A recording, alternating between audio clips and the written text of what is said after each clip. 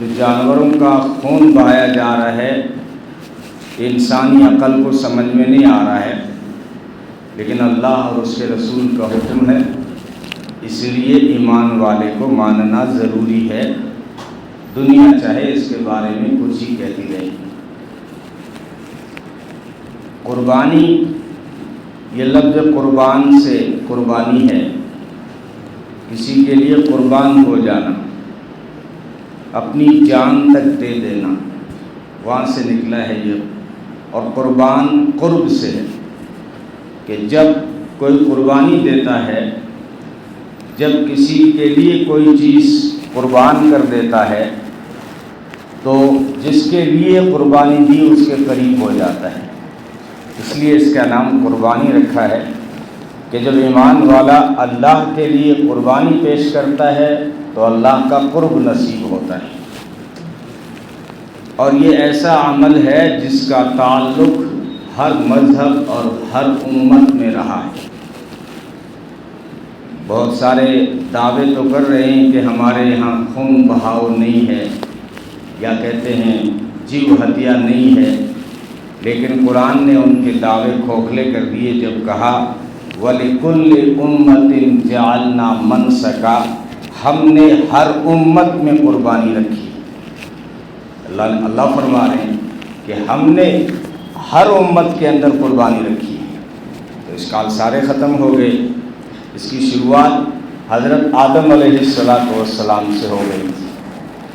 حضرت آدم علیہ السلام کے 2 بیٹوں کی قربانی کا واقعہ قرآن کریم میں آیا۔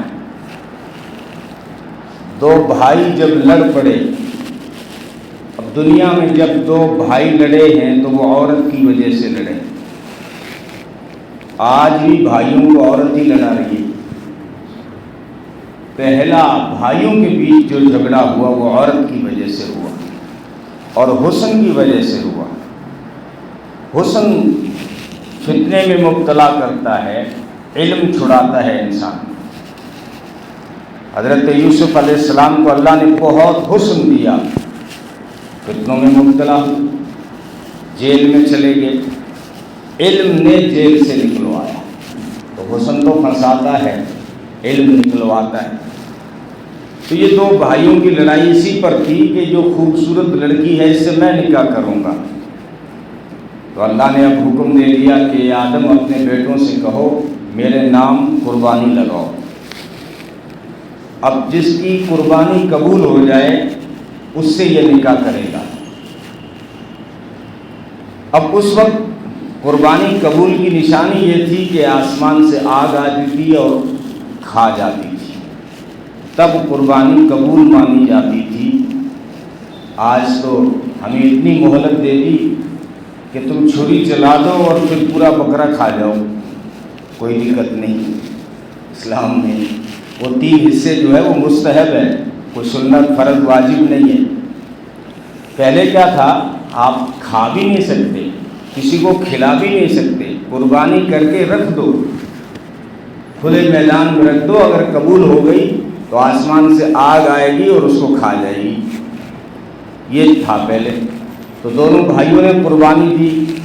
حضرت حابیل نے مینڈا قربان کر دیا، یہ مینڈے کی قربانی وہاں سے شروع ہو گئی۔ اور دوسرے بھائی قابیل نے اپنے کھیتی کا جو اناج تھا اس کا آگے ڈھیر لگا دیا کہ میں یہ قربان کرتا ہوں۔ اب حضرت حابیل کی قربانی قبول ہو گئی، آسمان سے آگ آئی اور اس مینڈے کو کھا گئی۔ لیکن جو حسد کا مارا ہوتا ہے نا، وہ دلائل سے بھی نہیں مانتا۔ اس کو حسد تھا اپنے بھائی پر، اس نے حسد میں آ کر اپنے بھائی کو قتل کر دیا۔ اس واقعے کے بعد یہ پہلا قتل تھا جو اس دھرتی پر ہوا۔ نبی نے فرمایا جتنے بھی قیامت تک قتل ہوں گے اس قتل کا گناہ قابیل کے حصے میں بھی لکھا جائے گا۔ جب کوئی انسان کسی گناہ کی شروعات کرتا ہے تو جب تک وہ گناہ چلتا رہے گا اس کے کھاتے میں بھی لکھا جائے گا۔ اس کے برعکس بھی ہے، جب کوئی نیک عمل شروع کرتا ہے اور نیک عمل جب تک وہ چلتا رہتا ہے تب تک اس کے کھاتے میں بھی لکھا جاتا ہے۔ اب اس نے بھائی کو قتل تو کر دیا، لیکن یہ پہلا واقعہ ہوا تھا کہ اب لاش کا کیا کرے۔ تو پڑوس میں اسی دن جو ہے ایک کوا مر گیا تھا۔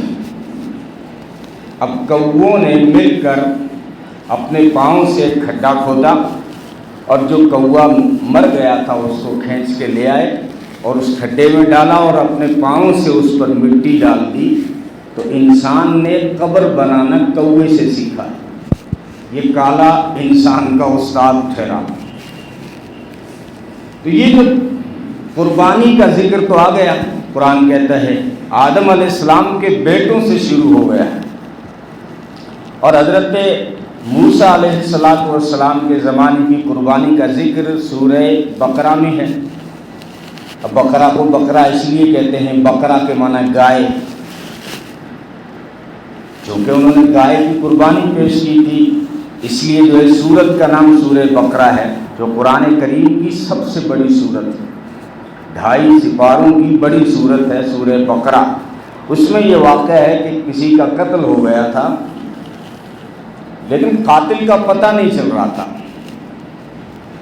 حقیقت میں قتل کیا تھا بھتیجے نے اپنے چچا کا، چچا کے لڑکا نہیں تھا، ایک لڑکی تھی۔ تو بھتیجے نے سوچا کہ میں چچا کو مار دوں، پھر سارے مال پہ میرا قبضہ ہوگا اور چچا کی بیٹی سے نکاح بھی کر لوں گا۔ اس پلان میں اس نے رات کو چچا کو مار کے اور بنی اسرائیل کے دروازوں پہ ڈال کے آ گیا۔ یہ صبح جب لوگ اٹھے تو لاش پڑی ہوئی ہے، اب قاتل کا پتہ نہیں چلا۔ اب حضرت موسیٰ علیہ السلام کے پاس آئے ہیں کہ قاتل کون ہے اس گائے کا، جو ہے اس انسان کا قاتل کون ہے، پتہ کر کے دیں۔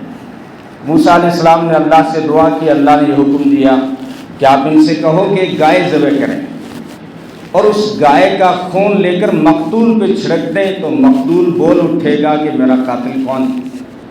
اب یہ واقعہ قرآن کریم میں سورہ بقرہ میں آیا۔ تو انہوں نے گائے کی قربانی کا حکم ان کو ملا ہے، یعنی آدم علیہ السلام کے بیٹوں کی قربانی کا ذکر بھی قرآن میں ہے، بنی اسرائیل کے قربانی کا ذکر بھی قرآن میں ہے۔ لیکن انہوں نے سوالات کھڑے کر دیے، گائے کیسی ہونی چاہیے، کا جوان ہونی چاہیے، کہنے لگے رنگ کیسا ہونا چاہیے، کہ رنگ جو ہے پیلا ہونا چاہیے۔ یہ سوالات کرتے رہے تو مشکلات بڑھتی رہی، ورنہ اللہ کا حکم یہ تھا کہ کوئی بھی گائے ذبح کر دیں بس۔ تو بنی اسرائیل میں بھی قربانی کا ذکر ملتا ہے، اور ہمارے ہندوستان کے جو دوسرے مذاہب ہیں، بدھ مت ہے یا ہندو دھرم ہے، ان کا دعویٰ تو یہ ہے کہ ہمارے یہاں قربانی نہیں ہے، بلکہ آپ کسی بشنوئی سے بات کریں گے نا تو وہ کہے گا ہم جیو ہتیا نہیں کرتے۔ آپ دوسرا سوال کرنا ان سے، کیا رام کو مانتے ہیں؟ بول ہاں رام کو تو مانتے ہیں۔ تو رام کی ہسٹری میں آپ کو ایک دن میں 2000 گائے ذبح ہوتی ہوئی قربان کرتی ہوئی نظر آئے گی دھارمک کتابوں میں، لیکن ان کا دعویٰ ہے۔ اور کچھ پنڈت جو مطالعہ کرتے ہیں، کتابیں پڑھتے ہیں، وہ کہہ رہے ہیں کہ وہ غلطی تھی، غلطی کی ہم اصلاح کرتے ہیں، ہندو دھرم جو ہے اچھا ہے، اس میں کچھ غلطیاں ہیں وہ ہم نکال رہے ہیں، لیکن قرآن نے کہہ دیا وَلِكُلِّ أُمَّةٍ جَعَلْنَا مَنْسَكًا، ہم نے ہر امت میں قربانی رکھی ہے۔ اب کوئی بھی مذہب ہو، کوئی بھی دھرم کہا جانے والا ہو، دنیا کے کسی بھی خطے میں کوئی قوم گزر چکی ہو یا کوئی امت گزر چکی ہو، سب کے اندر قربانی رہی۔ قرب حاصل کرنے کا ذریعہ، بلکہ لوگ دیوتاؤں کے نام پہ جو ہے انسان کو ذبح کرتے تھے۔ اس میں بڑی بڑی سپر پاور جو طاقتیں تھیں، رومن، یونان، افریقہ، جنوبی امریکہ، انڈونیشیا، جرمنی، ان سارے ملکوں کے اندر انسان کی قربانی لگتی تھی، انسان کی بلی لگتی تھی۔ اور ہمارے ہندوستان کے دھرموں کا دعویٰ تو ہے کہ ہم قربانی نہیں کرتے، لیکن ستی کی رسم عام تھی۔ شوہر اگر انتقال کر جائے تو پھر بیوی کو دلہن بنا کے زندہ اس کے ساتھ میں سلا کے جلا دیتے۔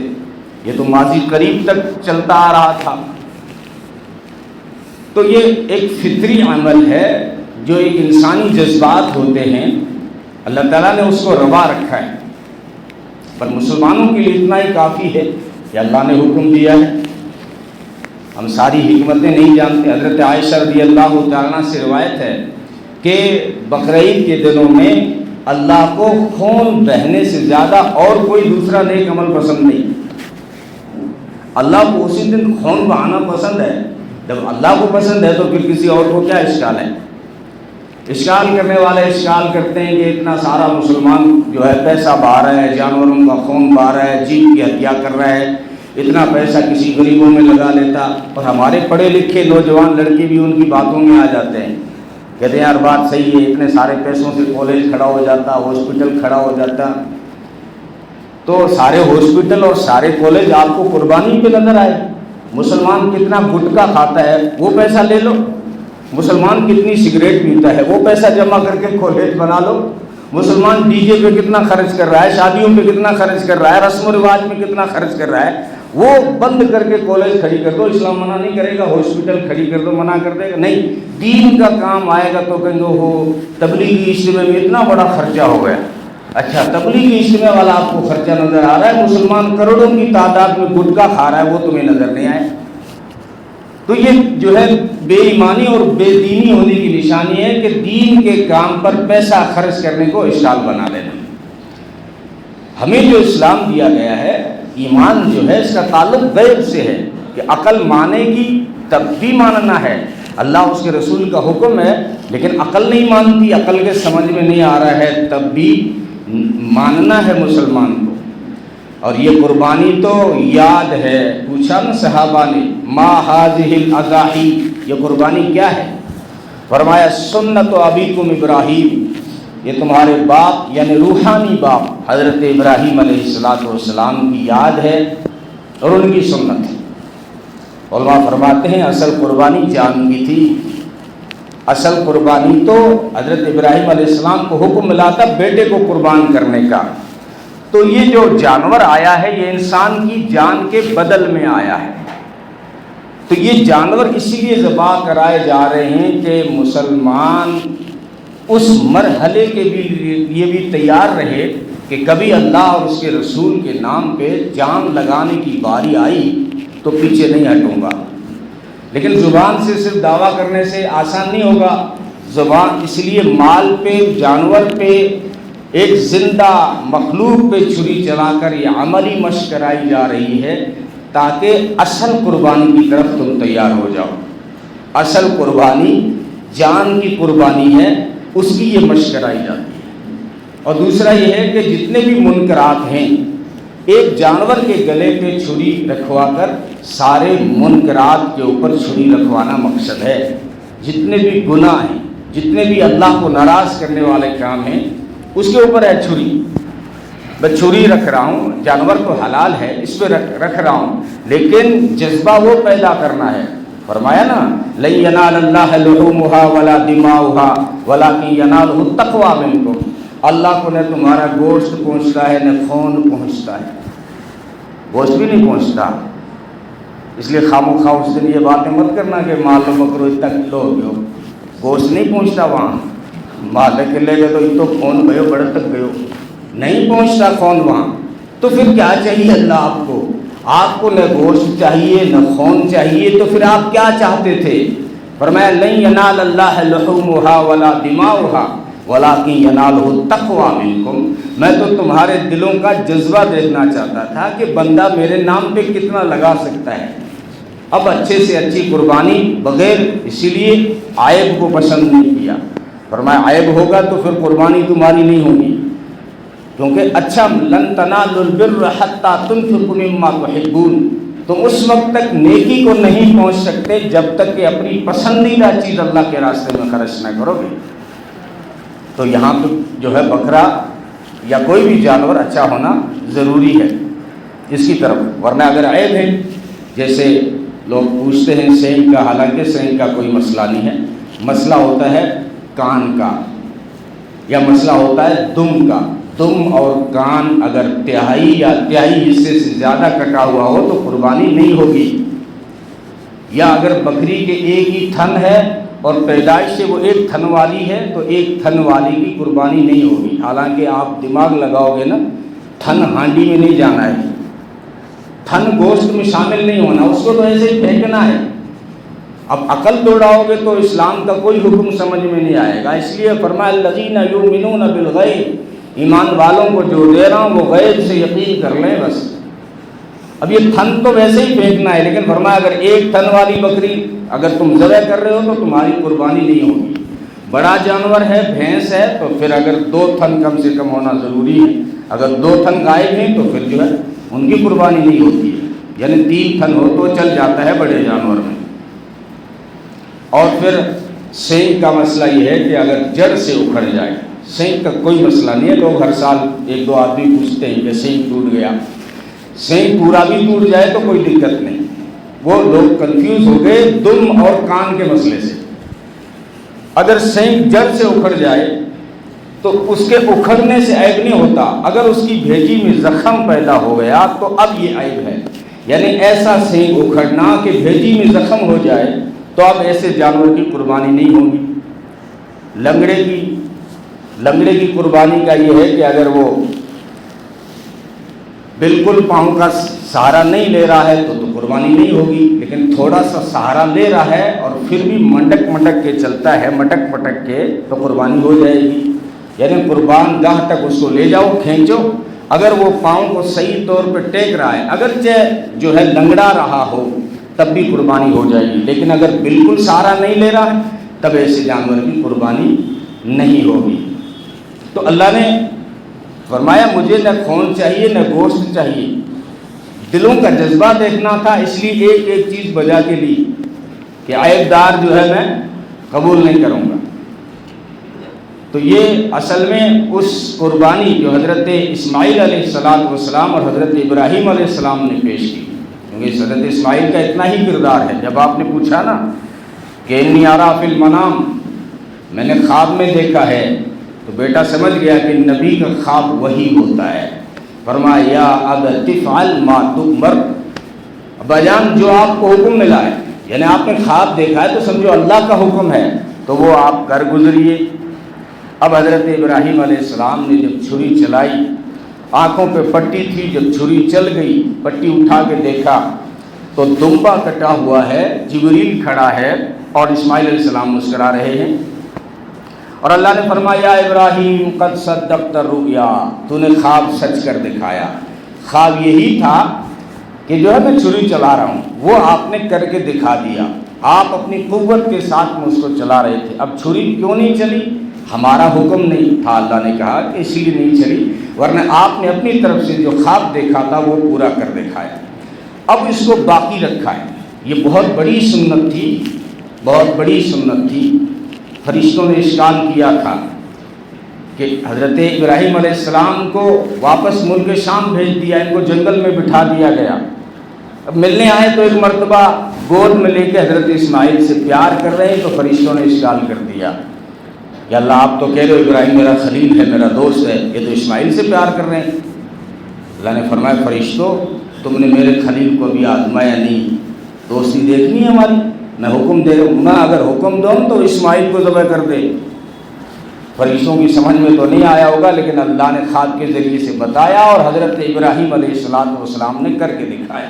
اس لیے جب نبی سے پوچھا گیا نا ما ھذہ الاضاحی، یہ قربانی کیا ہے؟ فرمایا سنت ابیکم ابراہیم، یہ تمہارے روحانی باپ حضرت ابراہیم علیہ السلام کی یاد ہے اور ان کی یہ سنت ہے، کیونکہ ان کی بہت ساری سنتوں کو ہماری شریعت کا حصہ بنایا گیا ہے، ہماری شریعت کا حصہ بنایا گیا ہے قربانی کو۔ اور ہر جو ہے مذہب کے اندر، ہر دین کے اندر کہیں نہ کہیں قربانی کا ذکر ضرور ملتا ہے۔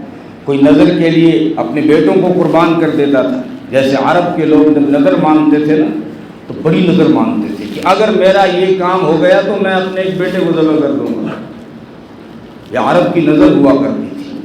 اس لیے عبد المطلب کا واقعہ اگرچہ علماء محققین کے نزدیک اختلاف ہے اس کے اندر، بعض کہتے ہیں کہ یہ بنو امیہ کا بنایا ہوا من گھڑت کہانی ہے، لیکن بہت سارے محدثین نے اور سیرت نگاروں نے اس واقعے کو بیان کیا ہے کہ حضرت عبد المطلب جب زمزم کی کھدائی کر رہے تھے تو اس وقت وہ اکیلے نظر آئے، زیادہ بیٹے نہیں تھے، انہیں ایک بیٹا ہے، باپ ہے، تو کہا کہ کاش کہ میرے 10 بیٹے ہوتے تو میں ایک بیٹا اللہ کے لیے قربان کر دیتا۔ بعد میں اللہ تعالیٰ نے عبد المطلب کو 10 بیٹے دیے، جب دیے تو لوگوں نے کہا آپ اپنی نظر پوری کریں۔ اب یہ نظر کو پوری کرنے کے لیے تیار ہو گئے، قرآن اندازی ڈالی، سارے بیٹوں کے نام لکھے، اس میں عبداللہ کا نام آیا، جس عبداللہ کے بطن سے حضرت محمد عربی صلی اللہ علیہ وسلم کو تشریف لانا تھا، تو اب ان کا نام آیا۔ تو بہت سارے لوگوں نے روکا، بھائیوں نے، بہنوں نے، ایک کاہنہ عورت نے کہا کہ ایسا نہیں کرو، حضرت عبداللہ اور اونٹوں کا قرآن اندازی کرو، 10 اونٹ لے لو، اگر حضرت عبداللہ کا نام نکلے تو 10 اور بڑھا دو، پھر عبداللہ کا نام نکلے تو 10 اور بڑھا دو۔ اس طرح کرتے کرتے جب 100 اونٹ ہو گئے تو اب جو ہے قرآن اندازی اونٹوں کے نام نکلی۔ عبد المطلب نے کہا یہ تو اتفاقاً ہو سکتا ہے، اتنی بار عبداللہ کا نکل رہا تھا، اب ایک بار اونٹوں کا نکلا ہے، جب تک 3 بار لگاتار اونٹوں کا نہیں نکلے گا میں عبداللہ کو ذبح کر دوں گا۔ تو 3 مرتبہ پھر قرآن اندازی ہوئی تو اس میں اونٹوں کا جو ہے نام نکلا اور پھر اونٹوں کو ذبح کیا گیا۔ اس طرح اللہ تعالیٰ نے حضرت عبداللہ کو بچایا۔ کہنے کا مطلب یہ ہے کہ ہر مذہب میں، ہر دین میں آپ کو اس قربانی کا ذکر ضرور ملے گا۔ کوئی جانوروں کو قربان کر رہا ہے، بلکہ کوئی انسانوں کو قربان کر رہا ہے، کوئی جو ہے اناج کی قربانی دے رہا ہے، کوئی پھلوں کی قربانی دے رہا ہے۔ تو یہ قربانی ایسا نہیں ہے جیسا کہ آج کل سوشل میڈیا پہ صرف مسلمان کو ٹارگٹ کر کے کہا جاتا ہے یہ مسلمان بڑا ظالم ہے، یہ اتنی جو ہے خون بہا دیتا ہے جانوروں کا۔ ایسا نہیں ہے۔ جب آپ جو ہے ان کے دھرم کی کتابیں پڑھ لیں گے تو آپ کو قرآن کے اندر جو ہے رگ وید کے اندر مل جائے گا، ایک دن میں 20,000 گائیں کاٹی گئی قربانی کے لیے۔ لیکن وہ بعض لوگ کہتے ہیں کہ ہماری غلطی تھی، لیکن بہرحال ہم مسلمان جو کہہ رہے ہیں وہ اس لیے نہیں کہ ان قربانیوں کو، جانوروں کو ذبح کریں، ان پہ ظلم کریں، بلکہ اللہ کا حکم ہے۔ اب ہمیں حکمتیں سمجھ میں آئیں یا نہ آئیں، اللہ اور اس کے رسول نے ہمیں حکم دے دیا تو ہم حکم کے پابند ہیں۔ بہت سالوں پہلے لوگوں نے اشکال کیا تھا اگر اس طرح تم جانوروں کو حلال کو ذبح کرتے رہو گے تو جانور تو ایک دن ختم ہو جائیں گے، یہ تو اللہ کا نظام ہے، کیسے ختم ہوگا؟ مفتی تقی عثمانی نے بڑا پیارا جواب دیا تھا، فرمایا جو قربانی دیتا ہے وہ ختم نہیں ہوتا۔ بکریاں کتنی قربانی دیتی ہیں، کتنی کٹتی ہیں زندگی دنیا میں، روزانہ بکرے کاٹے جا رہے، ہر شہر میں، ہر گاؤں میں کاٹے جا رہے، لیکن یہ ختم نہیں ہوئے۔ پوری دنیا میں بلی کو کوئی ذبح نہیں کرتا، کتے کو کوئی ذبح نہیں کرتا، لیکن ہر شہر میں بکریوں کے مقابلے میں بلیاں کم ملے گی، کتے کم ملیں گے۔ تو یہ قربانی جو دے رہا ہے وہ بڑھ رہا ہے، جو قربانی نہیں دے رہے ہیں۔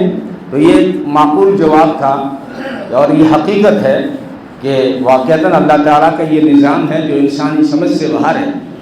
جو قربانی دیتا ہے، جو کٹتا ہے، وہ بڑھتا ہے۔ مسلمان کو لوگ اس طرح گھیرے ہوئے ہیں جیسے دسترخوان پہ نبی نے فرمایا نا بھوکے گھیر لیں گے، لیکن آپ اندر سے کائنات کا مطالعہ کریں گے تو ہر جگہ سے اسلام بڑھ رہا ہے، ہر جگہ سے اسلام مضبوط ہو رہا ہے۔ نمازیوں کی تعداد بڑھ رہی ہے، اسلام قبول کرنے والوں کی تعداد بڑھ رہی ہے، مسجدوں کی تعداد بڑھ رہی ہے۔ آپ نے غور نہیں کیا، بابری مسجد کے بعد میں لاکھوں مسجدیں ہندوستان میں بن گئی، تو یہ نظام اس کا ہے۔ تو یہ قربانی، اس کا تعلق عقل سے نہیں عشق سے ہے۔ اللہ نے کہہ دیا، عقل کو تو بہت ساری چیزیں سمجھ میں نہیں آتی، لیکن اللہ نے ہمیں حکم دے دیا ہے قربانی کا، اب مسلمانوں کے لیے یہ ضروری ہو گیا، ہم جو ہے قربانی اس کی دیں گے۔ لیکن اس میں ایک مسئلہ یہ ہے کہ ہمارے راجستھان میں قربانی جو ہم دے رہے ہیں وہ پورے گھر کی طرف سے ایک بکرا، زیادہ تر، اللہ ماشاءاللہ کچھ گھر ہوں گے جس طرح نماز ہر ایک پہ الگ فرض ہے، زکوٰۃ ہر ایک پہ الگ فرض ہے، ایسے ہی قربانی ہر ایک پہ جو صاحب نصاب ہے اس پر الگ واجب ہے۔ لیکن ہمارے راجستھان میں یہ چل رہا ہے کہ ایک بکرا ہوتا ہے اور پورے گھر کی طرف سے ہوتا ہے، اس سال امی کی طرف سے تو اگلے سال پاپا کی طرف سے ہو جاتا ہے۔ قربانی صحیح مفتہ بہی قول یہی ہے، صحیح مفتہ بہی قول یہی ہے۔ نبی پاک صلی اللہ علیہ وسلم حضرت انس کہتے ہیں کہ جب تک مدینے میں رہے ہر سال پابندی سے قربانی کرتے رہے، اور ازواج مطہرات کی الگ قربانیاں ہوتی تھی، اور بیٹی کو بلا کے روایت بتا رہی ہے، بیٹی فاطمہ یہ تیری قربانی ہے، تو پاس میں کھڑی رہ۔ علماء نے اس سے مسئلہ نکالا ہے جس کی قربانی ہونا وہ خود ذبح کرے تو بہتر ہے، چھری وہ چلائے۔ چلو آپ کو کھال نکالنے نہیں آتی تو کسی کاریگر سے نکلوا دیں، لیکن چھری کم سے کم خود چلائیں کہ آپ کا مال ہے، آپ کی قربانی ہے، آپ اللہ کے لیے لگا رہے ہیں تو یہ جذبہ الگ ہوگا۔ اس لیے فرمایا بیٹی فاطمہ یہ تیری قربانی ہے، اس کے پاس میں تو کھڑی رہے، اس کے خون کا قطرہ زمین پہ بعد میں گرے گا، پہلے تیرے سارے گناہ معاف ہو جائیں گے۔ یہ قربانی کی آج بھی عظمت ہے، جب انسان کا خون بہاتا ہے اس کا قطرہ زمین پہ بعد میں گرتا ہے، اور اس قربانی کرنے والے سارے گناہ اس سے پہلے معاف ہو جاتے ہیں۔ اور بھی بہت سارے فضائل احادیث کے اندر قربانی کے آئے ہیں کہ صحابہ نے پوچھا نا قربانی کیا ہے، تو نبی نے فرمایا تمہارے ابا ابراہیم کی سنت ہے، تو صحابہ نے دوسرا سوال کر لیا، فما لنا فیہا یا رسول اللہ، ہمارا اس میں کیا فائدہ ہے، ہمارا کیا فائدہ ہے؟ فرمایا بکل شعرۃ حسنہ، ہر بال کے بدلے نیکی ملے گی، جانور کے اوپر جتنے بھی بال ہیں ہر بال کے بدلے میں تمہیں ثواب ملے گا، نیکی ملے گی۔ تو دوسرے صحابی نے پوچھا اللہ کا رسول اون کا بھی یہی مسئلہ ہے؟ مصفوف، اون دمبے کے اوپر جو ہوتی ہے، بھیڑ کے اوپر ہوتی ہے، اس کے تو بہت باریک بال ہوتے ہیں، اللہ کا رسول کیا نیکیوں کا جو ہے یہ سرمایہ ادھر بھی یوں ہی چلتا ہے؟ فرمایا ہاں، اون کے ہر بال کے بدلے میں بھی ایک نیکی ملے گی۔ یہ قربانی مسلمان تو فائدہ سے پہلے قاعدہ دیکھتا ہے، قاعدہ ہے اللہ اس کے رسول کا حکم ہے، دنیا کچھ بھی کرے، ماحول آپ کے لیے ایسا انشاءاللہ کبھی نہیں آئے گا کہ آپ اسلامی احکامات کو بجا نہ لا سکیں۔ کچھ لوگ ہیں جو چرچائیں کرتے ہیں، ورنہ ہندوستان کی دھرتی بہت یہاں کی فضا جو ہے وہ بڑی شاندار ہے، آپ کو شاید کسی اور ملک میں ایسی فضا ملے، یہاں اسلامی احکام آپ آزادی کے ساتھ ادا کر سکتے ہیں، لیکن ہم خود کچھ احتیاط رکھا کریں، بیوقوفی نہ کریں، گروپوں میں لے ڈالیں، گوشت کے فوٹو ڈال رہے ہیں، قربانی کو ذبح کرتے دکھایا جا رہا ہے، پھر فیس بک پہ چڑھایا جا رہا ہے، اس طرح نہیں۔ اگر کسی کو آپ جو ہے وقار کے ساتھ، کیونکہ عبادت ہے اور عبادت میں شور نہیں ہوتا، تو اخلاص کے ساتھ میں، یہ تو ہے ہی اخلاص والا عمل، للہ اللہ کے لیے ایک جذبہ پیدا ہو جائے کہ میرے اندر وہ قوت آ جائے کہ میں ہر اس کام پہ چھری چلا دوں اللہ کو ناراض کرنے والا ہے۔ جیسے صحابہ کی یہ جذبات تھے، جب حکم آیا نا شراب بہا دو، تو ایسی بہائی کہ ندیاں نکل گئی۔ کسی یہودی نے اس موقع پہ کہا تھا ایک کاش کہ میں دھرتی ہوتا تو آج جو ہے مدینے والوں کی ساری شراب میرے اندر آ جاتی۔ ایسا جذبہ تھا۔ تو یہ ہمیں عملی ٹریننگ کرائی جا رہی ہے کہ آپ کبھی بھی اللہ کا حکم آ جائے تو پھر آپ اپنی عقل کو نہ دوڑائیں گے، اس لیے یہ عملی ٹریننگ اور مشق کرائی جا رہی ہے۔ کل آپ سے کہا جائے کہ آپ یہ جو ہے شرن کام یہ صحیح نہیں ہے، آپ یہ جو ڈی جے بجا رہے ہیں یہ صحیح نہیں ہے، آپ جو یہ شراب پی رہے ہیں یہ صحیح نہیں ہے، آپ جو زور سے گانے بجا رہے ہیں یہ صحیح نہیں ہے، آپ جتنے بھی غلط کام کر رہے ہیں اگر ہمیں کوئی سمجھانے کے لیے آئے اور کہہ دے تو اس وقت ہمارا یہی جذبہ قربانی والا بیدار ہو جانا چاہیے کہ اگر اللہ اس کے رسول کا حکم ہے تو میں اپنے نفس پہ بھی چھری چلا رہا ہوں۔ یہ جانوروں پہ چھری چلا کے اپنے نفس کے اوپر چھری چلانا مقصد ہے، اس میں عقل نہیں جو ہے چلتی ہے۔ اس میں اور آپ کو ایک عمل یہ کرنا ہے کہ یہ قربانی والا جو عمل ہے، اگر آپ چاہتے ہیں کہ ہر گھر کے جو صاحب نصاب ہیں ان کی طرف سے بھی قربانی ہو جائے، تو ہمارے راجستھان میں پہلے تو اتنا ماحول نہیں تھا، لیکن اب کچھ لوگ تیار ہوئے ہیں جو مطلب مل کے بڑا جانور خرید لیتے ہیں اور 7 حصے کر لیتے ہیں اور 7 کی قربانی ہو جاتی ہے۔ تو اس کی صحیح ترتیب تو یہ ہے کہ ایک بکرا لایا جائے گھر میں، بڑے سدسیہ اس کے نام کر دو، کسی کے نام کر دو، والد صاحب کے نام آپ بکرا لائیں، باقی جو بیٹے ہیں، بیٹیے کی بیویاں ہیں، ان پر بھی تو قربانی واجب ہے۔ تو آپ کیا کرو کہ بڑے جانور کے حصے میں راج گڑھ کی طرف یہ عمل شروع ہو گیا ہے۔ میں نے سنا ہے اسی سال راج گڑھ میں لوگوں نے ایسے ہی بتلا لیا کہ یار اپنے 4 5 7 آدمی مل کے پاڑا لے آتے ہیں، تو انہوں نے یہ عمل شروع کر دی۔ یہ ہونا چاہیے، ورنہ ایک ہی طرف ادا ہو رہی ہے، باقی سب رہ رہے ہیں۔ اس لیے اور اس کی آسانی کے لیے کچھ مدارس بھی کام کر رہے ہیں، اور بعض لوگوں کا کہنا ہے کہ مدارس والے کرتے نہیں کرتے۔ بھائی جب تک آپ کو کوئی ثبوت نہ ملے تب تک اسلام میں شک کا کوئی اعتبار نہیں ہے، خام و خواہ کسی پہ شک کرنے کی کوئی ضرورت نہیں۔ ہاں اگر آپ کا دل نہیں کر رہا ہے تو آپ خود لے آئیں بڑا جانور، 5 7 آدمی مل کے، 7 آدمی کی قربانی ہو جائے گی، یہ واجب۔ اہل عرب میں جاتے ہیں آپ تو وہاں پہ آپ کو متاوا لوگ بتاتے ہیں نہیں سارے گھر کی طرف سے ایک ہی قربانی کافی ہے۔ وہ ایک روایت ہے، امام مالک اور امام احمد بن حنبل نے اس روایت کو لیا ہے، لیکن اکثر دنیا، اکثر محدثین، اکثر مفسرین نے نبی کی زندگی کو اٹھا کے دیکھا تو نبی بڑے اہتمام سے ہر سال کر رہے ہیں، اور بڑے اہتمام سے نبی کی ازواج بھی کر رہی ہے، نبی کی بیٹی بھی قربانی کر رہی ہے، اور پھر آخری حج کے موقع پہ نبی نے 100 قربانیاں کی۔ آخری حج کے 63 جانور اپنے ہاتھ سے ذبح کیے، کتنے طاقتور ہوں گے۔ 63 جانور اپنے ہاتھ سے ذبح کرنے کے بعد پھر چھری حضرت علی کو دی کہ باقی اب تم ذبح کر دو۔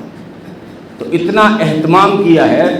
تو ہمارے جو احناف کے علماء ہیں، اہل سنت والجماعت کے علماء ہیں، بڑے بڑے انڈو پاک میں بڑے بڑے مفتیان کرام یہی کہتے ہیں کہ جس طرح نماز سب پہ الگ الگ فرض ہے، زکوٰۃ الگ فرض ہے، ایسے ہی قربانی جس کے پاس مال ہے اس پر الگ سے واجب۔ تو اس کی ترتیب شروعات کریں گے تو کوئی ہو جائے گا، ماحول بن جائے گا، ماحول بن جانے کے بعد میں ہر چیز آسان ہو جاتی ہے۔ دین پہ چلنا آج مشکل اس لیے ہو رہا ہے کہ دین کا ماحول نہیں ہے اور دین کی محنت ہم کرتے نہیں ہیں، اس لیے وہ ماحول بنتا نہیں ہے۔ جب ماحول بنتا نہیں ہے نا تو اچھوں کے لیے چلنا مشکل ہو جاتا ہے دین میں۔ اس لیے آپ کوشش کریں کہ ہم انشاءاللہ ایسا، جیسا کہ سنا ہے راج گڑھ والوں سے، تو ایسا بادرہ والا بھی کریں گے انشاءاللہ کہ ہمارے گھر میں جتنے بھی مالدار ہیں، بیٹا ہے، بیٹے کی بہو ہے، کوئی ایسا نہیں رہے گا کہ اس کے اوپر کوئی اس کا جو قربانی رہ جائے اس کی۔ یہ واجب عمل ہے، واجب اور فرض میں کوئی فرق نہیں ہوتا، دونوں نص سے قطعی سے ثابت ہوتے ہیں۔ تھوڑا سا ایک نقطہ ہوتا ہے کہ فرض کا انکار کرنے والا کافر ہو جاتا ہے، واجب کا انکار کرنے والا فاسق ہو جاتا ہے، ورنہ فرضیت میں ضروری ہونے میں دونوں برابر ہوتے ہیں۔ اللہ تعالیٰ ہم سب کو عمل کی توفیق عطا فرمائے۔ بتا دوں میں آپ کو، عید کی نماز کا وقت جو ہے وہ 7:15 بجے رکھا گیا ہے۔